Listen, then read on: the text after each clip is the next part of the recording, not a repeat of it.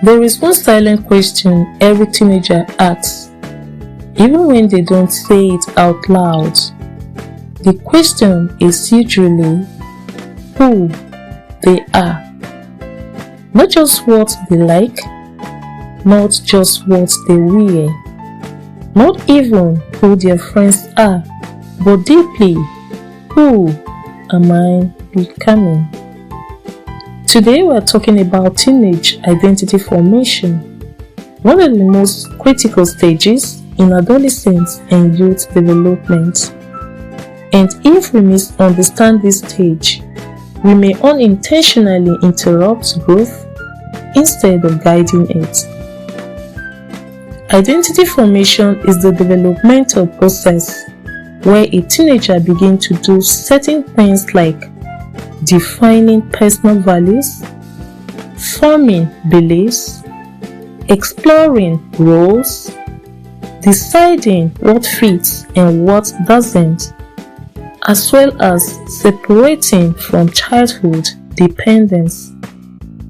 Psychologist Erikson described adolescence as a stage of identity versus role confusion.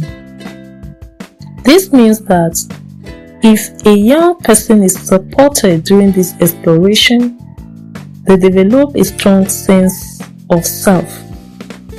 And if they are chained, rushed, or over-controlled, they may struggle with confusion and instability. You are to know that identity formation is not rebellion, it is rather construction. During adolescence, cognitive abilities expand, social comparison increases, peer influence becomes stronger, and self-awareness deepens.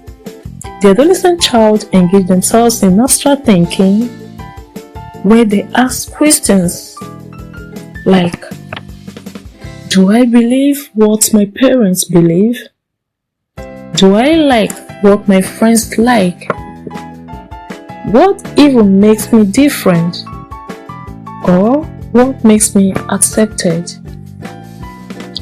And this exploration can look uncomfortable because it may show up as sudden changes or sudden change in interest, shifts in clothing style, questioning authority, strong opinions, and desire for independence. But here is the truth. Exploration during adolescence means rapid development in them. Studies in developmental psychology shows that adolescents who are allowed guided exploration develop stronger self-esteem, better emotional regulation, clearer long-term goals, and healthier relationships in adulthood. When exploration is suppressed entirely, identity may become fragile as it is mostly built on fear instead of confidence. Guidance to an adolescent child at this stage is necessary because control without explanation is damaging. I once met a 16-year-old girl who suddenly stopped participating in family activities. Her parents say she has changed. She used to be sweet or interesting. What has happened? She has joined a debate club in school that made her question opinion at home. She expressed different viewpoints, and her parents interpreted it as disrespect. But when we spoke privately, she said, I am not trying to fight or disobey them. I am trying to understand what I actually believe. That sentence says everything. She wasn't rebelling. She was rather forming. I engaged the parent to tell them what to do. Discussing with them while structured questioning instead of a direct one should be encouraged. And they shifted from asking such questions as, "Why are you arguing?" to, "Could you help us understand the perspective?" The relationship between the parents and the child got transformed. She didn't become less strong. She rather became more secure as a result of this intervention. I want every parent, teacher, or guidance nurturing an adolescent child to know this: that if identity exploration is mocked, shut down, or punished, the young person may copy peers blindly. They may seek validation desperately. They may change personality to fit environments, and they may even feel internally divided. This is the point where role confusion sets in, and it can extend into adulthood. Yes, it can actually extend into adulthood. Healthy identity support looks like listening without immediate correction, asking curious questions, encouraging safe exploration, setting clear but distressful boundary.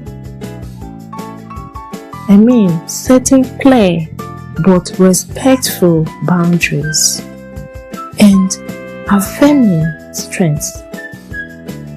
You as a guardian can say, "I may not agree with everything, but I respect your thinking process."